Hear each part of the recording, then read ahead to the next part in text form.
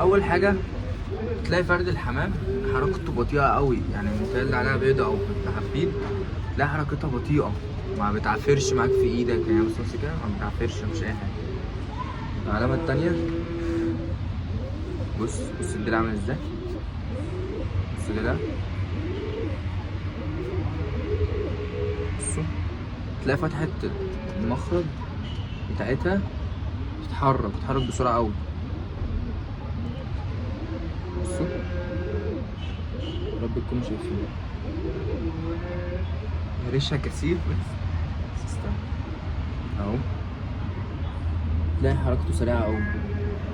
تحط ايدك هنا بقى الحته اللي هي تحت الفتحه على طول، البيضه اتكونت كمان يا جماعه، بسم الله ما شاء الله. اهي انا ماسك البيضه، بس بالراحه طبعا، حاسس البيضه اهي بقت ناشفه اهي،